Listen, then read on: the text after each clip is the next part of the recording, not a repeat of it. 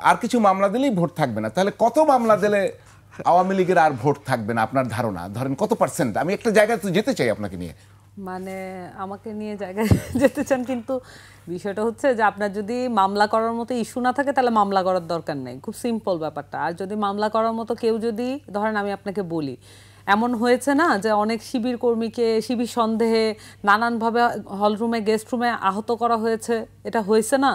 যেমন আমার মনে আছে যে একরামুল হক মনে আছে, তার চোখটা নষ্ট হয়ে গেছিল, ঢাকা বিশ্ববিদ্যালয় হলে ছিল, তার মামলাটা কি হয়েছে?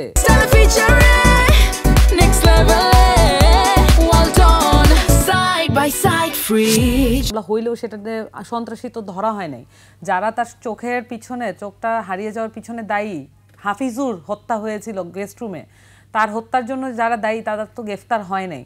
তাহলে আপনি যখন প্রত্যেকটা ওই যে 15 বছর যা কিছু হয়েছে সেটার পিছনে দায়ী এটা গুটি কয়েক মানুষ, তাদেরকে যদি ধরে ফেলেন তাহলে আপনি পুরো মানে সন্ত্রাসীর তালিকাটা পেয়ে যাচ্ছেন। আপনার হরে ধরে মামলা দেওয়ার এটাই কিন্তু মামলা বাণিজ্য বলে। তারপরে কি হবে? ভোট থাকবে না আওয়ামী লীগের? আপনার তো এটার একটা ধাপ আছে। আমি একটা জায়গায় যেতে চাই, মানে মানে মানে তারপরে যা থাকবে তাদের ভোট কি আপনারা নেবেন না? বাংলাদেশে মানে এটা আমরা না করি, কারণ আমাদের টিআরপির জন্য আমরা মানে তাড়াহুড়া না করি। টিআরপির জন্য তাড়াহুড়া করলে দেশটা আসলে আরো হতাশায় নিমজ্জিত হবে। আপনার প্রত্যেকটা জিনিসের একটা স্টেপ আছে। মানে এনসিপিরও কিন্তু টিআরপির জন্য তাড়াহুড়া আছে, কারণ নতুন দল, তারা কিন্তু ক্ষমতায় যেতে চায়। আপনাদের নাসির সাহেব বলেছেন যে 150 আসন পাবে। টিআরপির জন্য কি আপনাদের তাড়াহুড়া নাই? প্রশ্নটা আবার করলাম। আপনাদেরও তো আছে। আপনাদের নাসিরউদ্দিন পাটোয়ারি সাহেব বলেছেন 150 সিট পাবে, বিএনপিকে 50টার মতো দিয়েছে, আবার বাকি সিট পাইলে কিন্তু ক্ষমতায় যাওয়া যায় না, একটা তো হয়ে যাবে। তাহলে আপনাদের কি টিআরপির জন্য তাড়াহুড়া লক্ষ্য করছেন না এনসিপির জন্য? একটু জবাব চাই, একটি স্পেসিফিক জবাব চাই। আমার কাছে মনে হয় যে প্রথম প্রশ্নটার জবাবটা দেই। প্রথমে হচ্ছে যদি আপনার যদি মামলা থাকে, যদি এমন কোশ্চেনেবল কোনো কাজকর্ম থাকে তাহলে মামলা দেওয়া হবে, এবং সেই মামলা অনুযায়ী সঠিকভাবে মামলা দেওয়া হবে এবং বিচার কার্য সম্পন্ন হবে।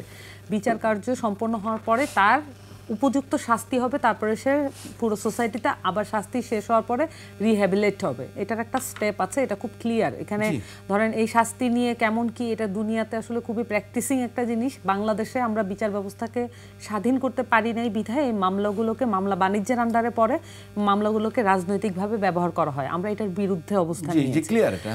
এবং টিআরপি প্রসঙ্গে আসছিলাম, এনসিপি কি টিআরপি বাড়ানোর জন্য তাড়াহুড়া করছে? বলতে টিআরপির বিষয়গুলো এগুলো মিডিয়া পার্সনরাই সবচেয়ে ভালো বলতে পারবে, কিন্তু আমার কাছে মনে হয় যে আমরা আলোচনায় থাকার জন্য কোনো কিছু মন্তব্য করা, এটার পার্সোনালি আমি ব্যক্তিগতভাবে বিরোধী। আমি মনে করি যদি কোনো বিষয়ে আলোচনা করার থাকে তাহলে রাজনৈতিক শিষ্টাচার, রাজনৈতিক যে সৌহার্দ্য সেটাকে মেনটেন করে এবং প্রফেশনালিজম মেনটেন করে যদি মন্তব্য করা হয়, আলোচনা করা হয়, যে কোনো লেংথ পর্যন্ত আপনি আলোচনা নিতে পারবেন। কিন্তু আমার কাছে মনে হয় কখনো কখনো যে আমাদের আলোচনাগুলো মিডিয়া কেন্দ্রিক বা এমনি তো আলোচনাগুলো এমনভাবে হয় মনে হয় যেন এই মানুষটার সাথে আর কোনো দিনও আমি বসতে চাই না, আজকেই দফা রফা হয়ে যাবে, মানে আজকেই শেষ তার সাথে সম্পর্ক। কিন্তু এইভাবে আবার পরের দিন দেখা যায় তার সাথেই আবার মানে আমার আরেক টেবিলে বসতে হচ্ছে। কিন্তু আমাদের তো এমন একটা কালচার দরকার যে এখানে আমরা মোটামুটি একটা সিভিল ওয়েতে আমরা আর্গুমেন্ট করতে পারি এবং নিজেদের কথাগুলোও বলতে পারি।